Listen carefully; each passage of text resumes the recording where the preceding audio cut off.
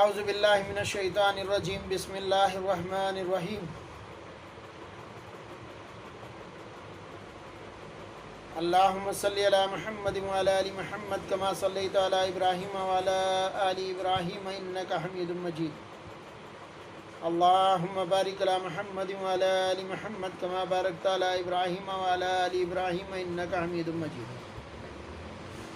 سبحانک لا علم لنا الا ما علمتنا انک انت العلیم الحکیم رب اشرح لی صدری ویسر لی امری واحلل عقدۃ من لسانی یفقہوا قولی۔ میرے محترم بزرگوں اور دوستوں، پاک ہے وہ ذات جس نے اس تمام کائنات کو بنایا اور انسان کو بہترین جینے کے انداز سکھائے، اور اس جینے کے انداز سکھانے میں اللہ تبارک و تعالیٰ نے کہیں بھی کسی طرح سے انسان کو اکیلا نہیں چھوڑا، اور اس کے لیے طرح طرح کے نباتات بنائے، طرح طرح کی چیزیں بنائیں، اور ایسی چیزیں بنائیں جس سے اس کی زندگی میں آسانی کے ساتھ گزر ہو سکے، اس کی زندگی بہترین بن سکے۔ اسی کے اوپر آج کل ہماری آپ لوگوں سے جو بات چل رہی ہے وہ سورہ 3 کے اوپر ہے، والتین والزیتون وطور سینین وہذا البلد الامین لقد خلقنا الانسان فی احسن تقویم۔ تو میرے محترم بزرگوں اور دوستوں، 2 دن سے ذرا نسخے کم بتلا رہا تھا، حدیثیں زیادہ بتائی، اور قرآن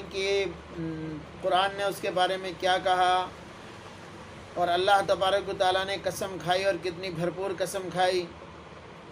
اور محدثین کے انجیر کے بارے میں کیا خیال ہیں، وہ کل کی باتیں ہوئی۔ تو انشاءاللہ آگے بھی ابھی انجیر کی باتیں چلیں گی۔ آج میں ایک چھوٹا سا ویڈیو بنا رہا ہوں، اس میں انجیر کے چند فوائد جو ہیں وہ میں آپ کو بتانا چاہ رہا ہوں۔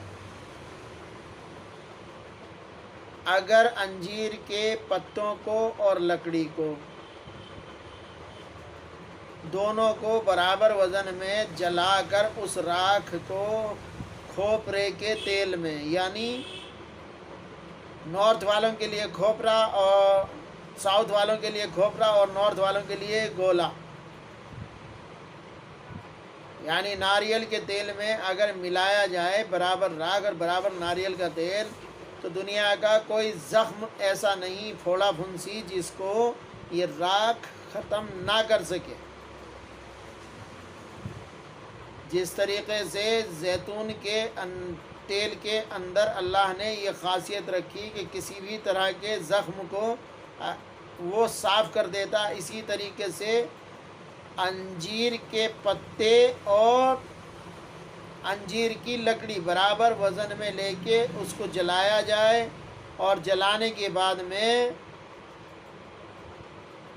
اس کو جو ہے راکھ بنا کے برابر اس کے ناریل کا تیل ملایا جائے اور اس تیل کو زخموں پر لگایا جائے، تو کوئی زخم ایسا نہیں ہے جس کو نہ بھرے، خواہ وہ انسان کا ہو یا جانور کا۔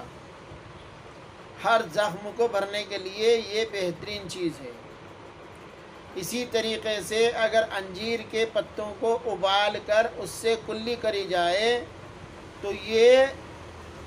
منہ کی تمام بیماریوں کو ختم کر دیتا، اور اگر اس کوات میں، یعنی اس کاڑھے میں جس میں ہم نے زیتون کے پتے ابالے ہیں، اگر اس میں ذرا سی، مان لیجئے پاؤ لیٹر پانی کو ہم نے ابالا یا آدھا لیٹر پانی کو ابالا اور وہ پاؤ لیٹر رہ گیا، اور اس میں ہم نے 2 چٹکی جو ہے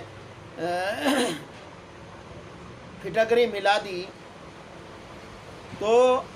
اس کا کلا کرا، منہ میں ڈالے، اور اس کا کلا کرنے کے بعد میں اگر ہم نے 1 ہفتہ اس طرح سے کلے کر لیے تو یقین مانیے پوری زندگی ساری چیزیں جا سکتی، دانت نہیں جائیں گے۔ ایک بھی دانت، ایک بھی ٹیتھ نہیں ٹوٹے گا، کسی ڈاکٹر کی ضرورت نہیں پڑے گی، اور درد ہوا تو ایک ہفتے کے اندر وہ درد بھی بالکل ختم ہو جائے گا۔ تو یہ بھی اس کا ایک نسخہ ہے، زیتون انجیر کے پتوں کو ابال کر آدھا لیٹر پانی میں ایک تھوڑے 50 گرام پتے لے کے اس میں ڈال لیجئے، اور ڈالنے کے بعد اس کو ابالیے۔ جب پانی آدھا رہ جائے 2 چٹکی اس میں پھٹکری ملا لیجئے۔ تھوڑی سی دقت ہو رہی ہے، آج میں بچے کے میڈیکل پہ بیٹھا تو اس لیے ذرا آوازیں بھی آ رہی ہیں، اور تھوڑا میں جلدی بول رہا ہوں تو تھوڑا مسٹیک ہو رہی ہے، اس کے لیے معافی چاہتا۔ تو آپ کیا کریں گے، اس 50 گرام پتوں کو آدھا لیٹر پانی میں ابالیں گے، اور جب وہ آدھا لیٹر آدھا رہ جائے اس کے اندر 2 چٹکی پھٹکری ملا لیں گے، اور ملانے کے بعد اس سے کلا کریں گے تو دانت کبھی بھی کمزور نہیں ہوں گے، اور اگر مسوڑے گلنے لگیں تو وہ مسوڑے بھی واپس آنے لگیں گے۔ یہ انجیر کے پتوں کا ایک چھوٹا سا فائدہ ہے، انجیر کی لکڑی کا چھوٹے سے فائدہ زخموں کے لیے بتلایا۔ انجیر کے دودھ کے بارے میں کل بھی بتایا تھا میں نے، اور انجیر کے دودھ کی ایک خاص بات اور بھی ہے کہ جس طریقے سے انجیر کا دودھ جو ہے داد کو، چملس کو، جو پیروں پہ وہ کالے نشان ہو جاتے ہیں جس کو چملس بولتے ہیں، اور وہ کسی طرح سے نہیں جاتے، اگر اس کو روئی سے رگڑ کر اور اس کے اوپر انجیر کے درخت کا دودھ لگایا جائے، اس کے پتوں کا دودھ لگایا جائے، اور اوپر سے انہی پتوں کی راکھ بنا کے باندھ دی جائے تو چملس بھی بہت جلدی ختم ہو جاتا ہے۔ مگر یہ جیسے ہم نے 8 گھنٹے یعنی رات کو باندھ دیا تو صبح میں اس پر ناریل کا تیل لگانا ضروری ہے، اگر نہیں لگائیں گے تو پھر زخم ہونے کا ڈر رہتا۔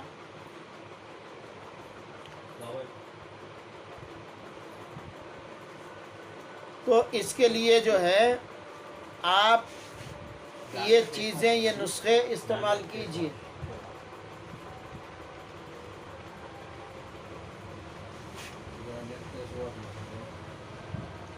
یہ چیزیں استعمال کیجیے، انشاءاللہ اس سے بہت فائدہ ہوگا۔ السلام علیکم۔